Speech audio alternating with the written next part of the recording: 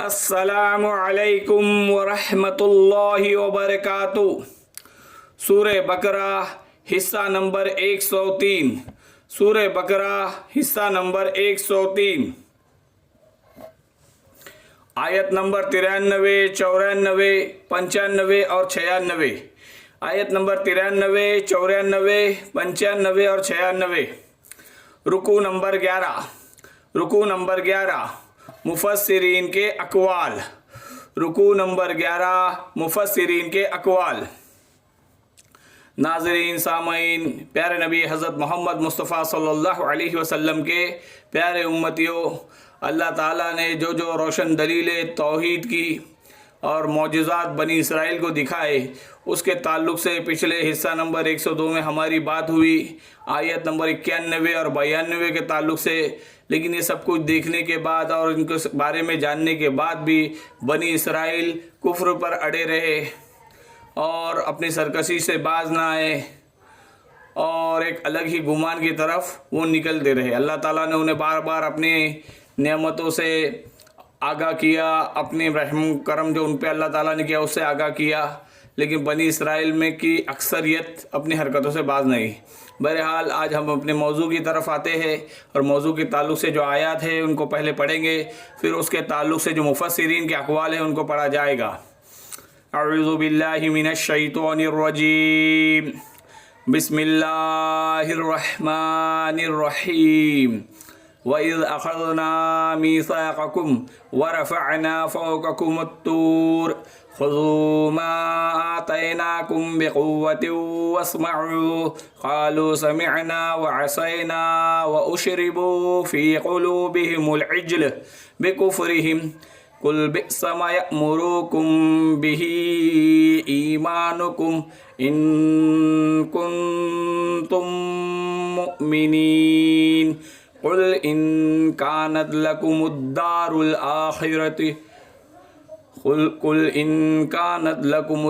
الآخرة عند الله خالصة من دون الناس فتمنوا الموت إن كنتم صادقين ولن يتمنوه أبدا بما قدمت أيديهم واللہ علیم بالظالمین وَلَتَجِدَنَّهُمْ أَحْرَصَ النَّاسِ عَلَى حَيَاءٍ وَمِنَ الَّذِينَ أَشْرَكُوا يَوَدُّ أَحَدُهُمْ لَوْ يُعَمَّرُ أَلْفَ سَنَةٍ وَمَا هُوَ بِمُزَحْزِحِهِ مِنَ الْعَذَابِ أَن يُعَمَّرَ وَاللَّهُ بَصِيرٌ بِمَا يَعْمَلُونَ۔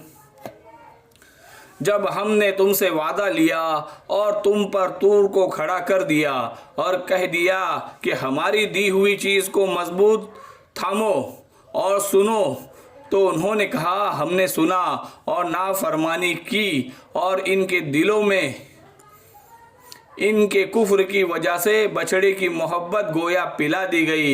ان سے کہہ دو تمہارا ایمان تمہیں برا حکم دے رہا ہے اگر تم ایماندار ہو۔ کہہ دو کہ اگر آخرت کا گھر صرف تمہارے ہی لیے ہے اور کسی کے لیے نہیں تو آؤ اپنی سچائی کی طلب میں موت طلب کرو، لیکن اپنی کرتوتوں کو دیکھتے ہوئے بھی کبھی بھی موت نہیں مانگیں گے۔ اللہ تعالی ظالموں کو خوب جانتا ہے، بلکہ سب سے زیادہ دنیا کی زندگی کا حریص اے نبی صلی اللہ علیہ وسلم آپ انہی کو پائیں گے۔ یہ حرص زندگی میں مشرکوں سے زیادہ ہے، ان میں یہ حرص زندگی میں مشرکوں سے زیادہ ہے۔ ان میں سے تو ہر ایک شخص 1000 سال کی عمر چاہتا ہے، گویا یہ عمر دیا جانا بھی انہیں عذابوں سے نہیں چھٹا سکتا۔ اللہ تعالیٰ ان کے کاموں کو بخوبی جانتا ہے۔ اللہ تعالیٰ ان کے کاموں کو بھی بخوبی جانتا ہے۔ مفسرین کے اقوال۔ اب ان 4 آیات کا ہم نے ترجمہ پڑھا، اب ان کے تعلق سے مفسرین کے اقوال پڑھتے ہیں۔ سب سے پہلے اللہ تعالیٰ بنی اسرائیل کی خطائے، مخالفت، سرکشی اور حق سے روگردانی بیان فرما رہا ہے کہ طور پہاڑ جب بنی اسرائیل والوں کے سروں پر دیکھا، بنی اسرائیل نے اپنے سروں پر طور پہاڑ کو دیکھا تو اقرار کر لیا، لیکن جب وہ پہاڑ ہٹا دیا گیا تو پھر منکر ہو گئے۔ بچڑے کی محبت ان کے دلوں میں رچ گئی۔ حدیث میں ہے کسی چیز کی محبت انسان کو اندھا بہرا کر دیتی ہے۔ حدیث میں ہے کسی چیز کی محبت انسان کو اندھا بہرا کر دیتی ہے، جیسے کہ ہم نے پہلے بھی پڑھا ہے کہ دل کو صحیح جگہ پہ لگاؤ، اگر وہ غلط جگہ پہ لگا تو پھر اندھا بہرا ہو جاتا ہے انسان، تو اس سے بچنے کی کوشش کرے، دل کو صحیح جگہ پہ لگائے۔ بنی اسرائیل بچڑے کی عبادت کرنے لگے تو بچڑے کی محبت ان کے دلوں میں رچ گئی۔ حضرت موسیٰ علیہ السلام نے اس بچڑے کے ٹکڑے ٹکڑے کر کے جلا کر اس کی راکھ کو ہوا میں اڑا کر دریا میں ڈال دیا تھا، جس پانی کو بنی اسرائیل نے پی لیا اور اس کا اثر ان پر ضائع ہوا۔ گویا کہ بچڑا نیست و نابود کر دیا گیا، لیکن ان کے دلوں کا تعلق اب بھی اس معبود باطل سے لگا رہا۔ دوسرا آیت کا مطلب یہ کہ تم ایمان کا دعویٰ کس طرح کرتے ہو، اپنے ایمان پر نظر نہیں ڈالتے، بار بار کی عہد شکنیاں یعنی کہ وعدہ خلافی، کئی مرتبہ کا کفر، کیا سب بھول گئے ہو؟ حضرت موسیٰ علیہ السلام کے سامنے تم نے کفر کیا، ان کے بعد کے پیغمبروں کے ساتھ تم نے سرکشی کی، یہاں تک کہ افضل الانبیاء، خاتم الانبیاء، خاتم المرسلین حضرت محمد مصطفیٰ صلی اللہ علیہ وسلم کی نبوت کو بھی نہ مانا، جو سب سے بڑا کفر ہے، جو سب سے بڑا کفر ہے۔ اللہ قرآن میں فرماتے ہیں کہ یہودی لالچ اس زندگی میں مشرکوں سے بھی زیادہ ہے۔ اللہ قرآن میں فرماتے ہیں کہ یہودی لالچ زندگی میں مشرکوں سے بھی زیادہ ہے، ان میں سے ہر شخص 1000 سال کی زندگی چاہتا ہے۔ حضرت عبداللہ بن عباس رضی اللہ تعالی عنہ فرماتے ہیں کہ ان یہودیوں کو نبی صلی اللہ علیہ وسلم کی زبانی پیغام دیا گیا کہ اگر تم سچے ہو تو مقابلے میں آؤ، ہم تم مل کر اللہ تعالی سے دعا کرے کہ جو ہم میں سے جھوٹا ہے اسے اللہ تو ہلاک کر دے، لیکن ساتھ ہی یہ پیشن گوئی بھی کر دی کہ یہ لوگ ہرگز اس پر آمادہ نہیں ہوں گے، کہ نبی اکرم صلی اللہ علیہ وسلم مقابلے کی دعوت بھی دی اور ساتھ ہی پیشن گوئی بھی کرتے کہ یہ لوگ ہرگز اس دعوت پر آمادہ نہیں ہوں گے۔ چنانچہ یہی ہوا کہ یہ لوگ مقابلے پر نہ آئے، اس لیے کہ وہ دل سے حضور صلی اللہ علیہ وسلم کو اور آسمانی کتاب کو اور قرآن کریم کو سچا جانتے تھے۔ اگر یہ لوگ اس اعلان کے ماتحت مقابلے کے لیے نکلتے تو سب کے سب ہلاک ہو جاتے۔ روئے زمین میں ایک بھی یہودی باقی نہیں رہتا، روئے زمین پر ایک بھی یہودی باقی نہیں رہتا۔ ایک حدیث مرفوع حدیث میں آیا ہے اگر یہودی مقابلے کے لیے آتے اور جھوٹے کے لیے موت طلب کرتے تو سب کے سب مر جاتے اور اپنی جگہ جہنم میں دیکھ لیتے۔ اسی طرح جو نصرانی آپ صلی اللہ علیہ وسلم کے پاس آئے تھے، وہ بھی یہ نصرانی لوگ بھی نبی اکرم صلی اللہ علیہ وسلم کے پاس آئے تھے، جس کا ذکر سورہ آل عمران میں آئے گا انشاءاللہ تعالیٰ، سورہ بقرہ جب ختم ہو جائیں گی تو شروعات میں یہ ہے۔ تو اسی طرح جو نصرانی آپ صلی اللہ علیہ وسلم کے پاس آئے تھے، وہ بھی اگر مباہلے کے لیے تیار ہوتے تو وہ نصرانی لوٹ کر اپنے اہل و عیال، مال و دولت کا نام و نشان بھی نہ پاتے۔ اسی طرح جو نصرانی آپ صلی اللہ علیہ وسلم کے پاس آئے تھے، وہ بھی اگر مباہلے کے لیے تیار ہوتے تو وہ نصرانی لوٹ کر اپنے اہل و عیال، مال و دولت کا نام و نشان بھی نہ پاتے۔ سورہ جمعہ میں بھی اسی طرح کی دعوت انہیں دی گئی ہے۔ یہودیوں کا دعویٰ تھا کہ ہم یہودی اللہ کے نیک بندے ہیں اور اللہ کے پیارے ہیں۔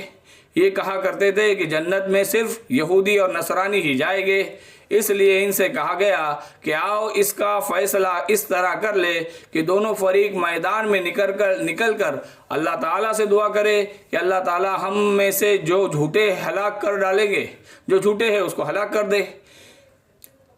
لیکن کیونکہ ان یہودیوں کو اپنے جھوٹ کا علم تھا، اس لیے یہ مقابلے کے لیے تیار نہ ہوئے اور ان کا کذب سب پر کھل گیا اور ان کی جھوٹ سب پر کھل گیا۔ اسی طرح جب نجران کے نصرانی رسول اللہ صلی اللہ علیہ وسلم کے پاس آئے، بحث و مباحثہ ہو چکا تو ان سے بھی یہی کہا گیا کہ آؤ ہم اور تم دونوں اپنی اپنی اولادوں اور بیویوں کو لے کر نکلے اور اللہ تعالیٰ سے دعا کرے۔ وہ جھوٹوں پر اپنی لعنت نازل فرمائے۔ لیکن وہ نصرانی آپس میں کہنے لگے ہرگز نہیں، حضرت محمد صلی اللہ علیہ وسلم سے مباہلہ نہ کرو ورنہ فوراً برباد ہو جاؤں گے۔ چنانچہ مباہلے سے انکار کر لیا اور جھک کر صلح کر لی اور دب کر جزیہ دینا منظور کر لیا۔ رسول اللہ صلی اللہ علیہ وسلم نے حضرت ابو عبیدہ بن جراح کو ان کے ساتھ امین بنا کر بھیجا۔ یہ نصرانیوں کے تعلق سے بات میں نے ابھی بتایا کہ سورہ واقعہ میں سورہ آل عمران میں انشاءاللہ تعالی آئیں گی، جو سورہ بقرہ جو ہماری ابھی سورت چل رہی ہے اس کے بعد۔ حدیث میں ہے دنیا مومن کے لیے قید خانہ ہے اور کافر کے لیے جنت ہے، تو قید خانے سے پھر چھوٹ جاؤ۔ حدیث میں ہے کہ دنیا مومن کے لیے قید خانہ ہے اور کافر کے لیے جنت ہے۔ اسی طرح مشرکین عرب سے بھی کہا گیا کہ ہم میں سے جو گمراہ ہو اللہ تعالیٰ اس کی گمراہی بڑھا دے۔ اس کی پوری تفسیر سورہ مریم کی آیت نمبر 75 میں بیان ہوں گی انشاءاللہ تعالیٰ۔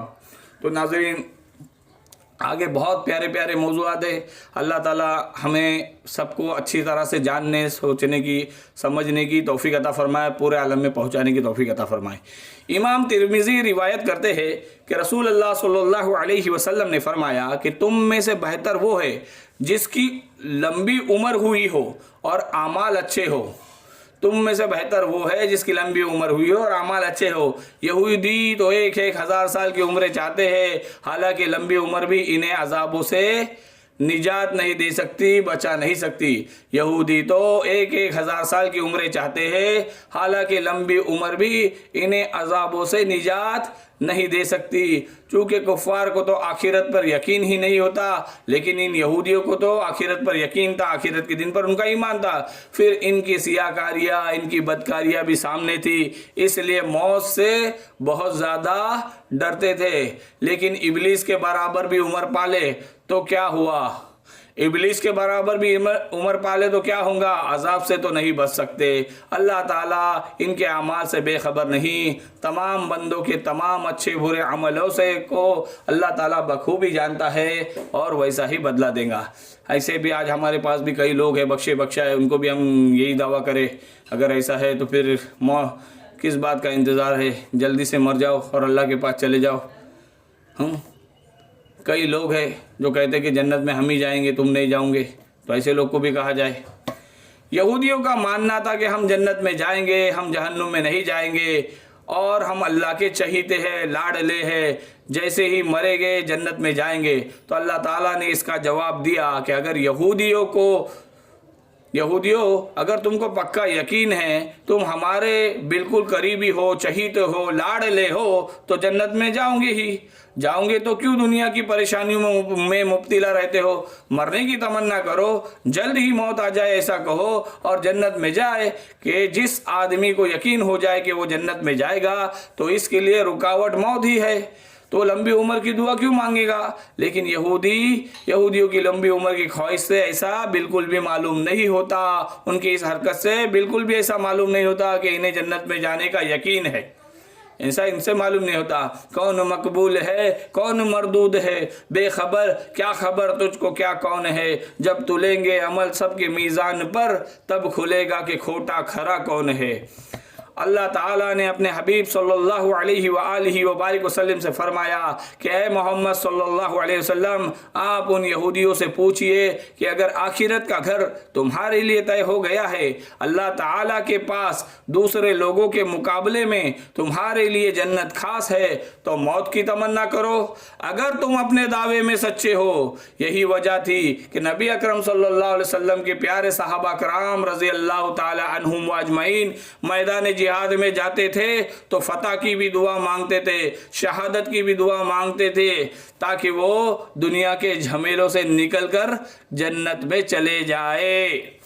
یہی وجہ تھی کہ نبی اکرم صلی اللہ علیہ وسلم کے پیارے صحابہ کرام رضی اللہ تعالی عنہم اجمعین میدان جہاد میں جب بھی جاتے تھے تو فتح کی بھی دعا مانگتے تھے، شہادت کی بھی دعا مانگتے تھے، تاکہ وہ دنیا کے جھمیلوں سے نکل کر جنت میں چلے جائے۔ شہادت مقصود و مطلوب و مومن، نہ مال غنیمت نہ کشور کشائی۔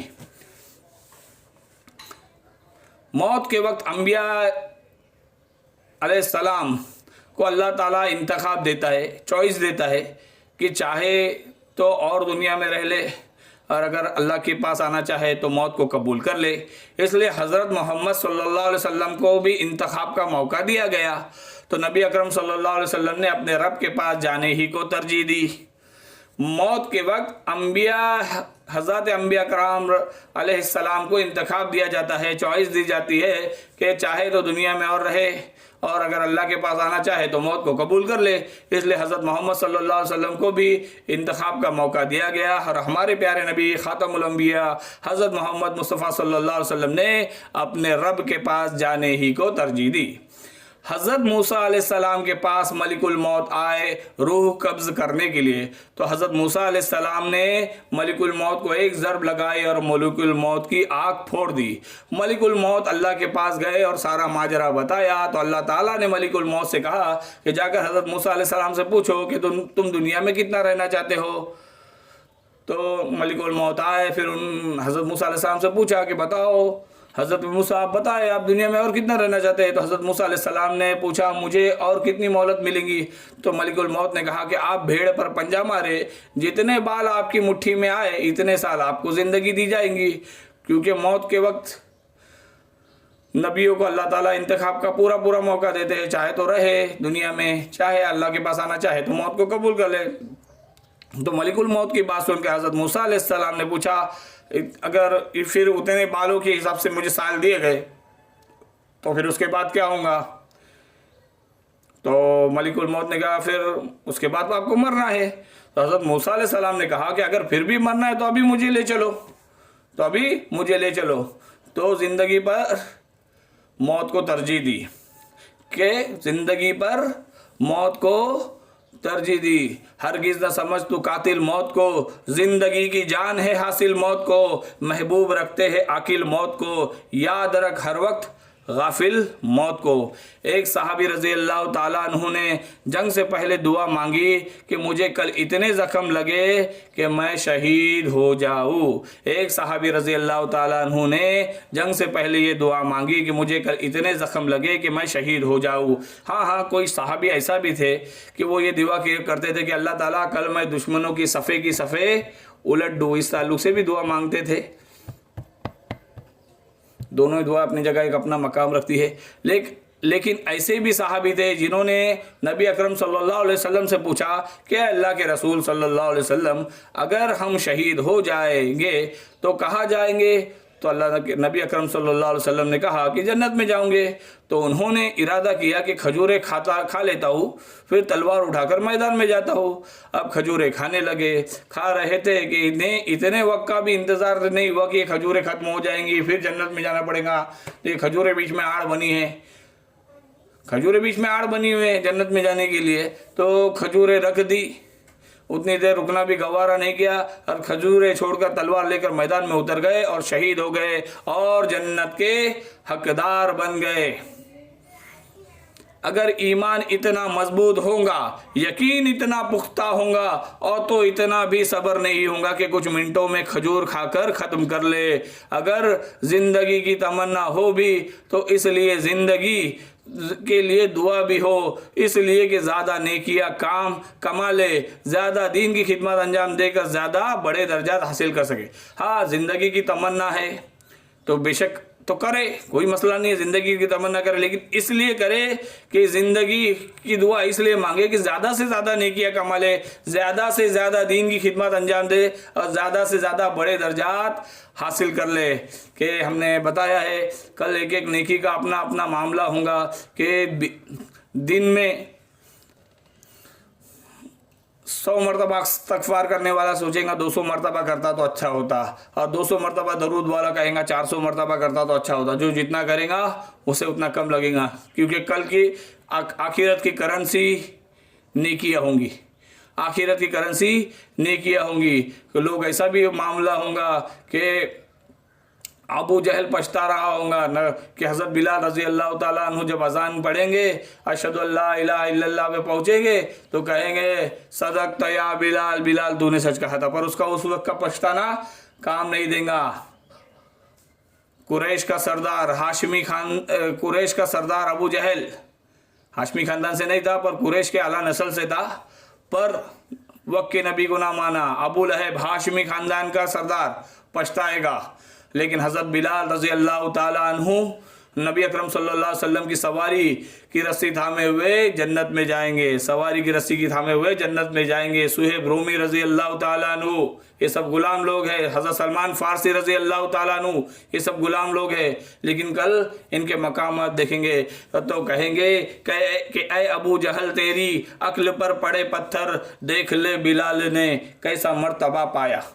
तो अल्लाह ताला ने कहा कि यहूद मौत की तमन्ना हरगिज़ नहीं करेंगे बसबब इसके कि इनके हाथ ने करतूत ही ऐसे किए हैं। अल्लाह ताला सबके अमाल को बखूबी जानता है और ज़ालिमों को भी। अल्लाह ने फरमाया कि दुनिया में जितनी भी कौमें, इनमें सबसे ज़्यादा ज़िंदगी की हरीस है वो यहूद को है, यहूदी है। किसी को ज़िंदगी का सबसे ज़्यादा हरीस पाओगे, चाहत वाला पाओगे ज़िंदगी का, तो वो यहूद को पाओगे। मुशरिकों से भी ज़्यादा हरीस पाओगे। अल्लाह ताला ने इस तरह कह बता दिया कि 1000 साल की भी उम्र मिल जाए तो भी ये लोग अजाब से नहीं बच सकते। अल्लाह के अजाब से बचने का ज़रिया है तो सिर्फ आमाल सालेह है, वरना तो हज़रत नूह अलैहिस्सलाम की कौम को 1000 साल की ज़िंदगी दी गई थी, पर इस 1000 साल की ज़िंदगी ने भी उन्हें कोई फ़ायदा नहीं दिया। तो तू हरगिज़ ना समझ कातिल मौत को ज़िंदगी की जान है, हासिल मौत को महबूब रखते हैं, आकिल मौत को याद रख हर वक्त, गाफिल मौत को। अल्लाह ताला हमें नेक अमाल करने की तौफीक अता फरमाए, दीन की खिदमत अंजाम देने की तौफीक अता फरमाए, इल्म की दौलत से माला माल करे और कुरान पाक की दौलत से माला माल करे। कुरान पाक के ख़ज़ाने हम पर खोल दे, हमारे नाम अमाल को अमाल से, नेकियों से, नमाज़ों से, हज से, उम्रा से, बड़े बड़े अमाल से भर दे और हमारे एक एक अमल का वज़न बढ़ा दे और क़यामत तक हमारे अमाल को बढ़ाते रहे। अल्लाह क़यामत तक हमारे अमाल को बढ़ा देता रहे और क़यामत के खौफनाक दिन को हमारे लिए खूबसूरत दिन बना दे। हमारी आखिरत के खौफनाक मंजिलों को, मौत की मंजिल से लेकर आखिरत तक की मंजिल को खूबसूरत मंजिलें बना दे। अपने रहमत खुसूसी में जगह अता फरमाए और नकद जन्नत में दाखिल फरमाए। आमीन व आखिरु दावाना अनिल हम्दुलिल्लाहि रब्बिल आलमीन। अस्सलामु अलैकुम व रहमतुल्लाहि व बरकातुहू।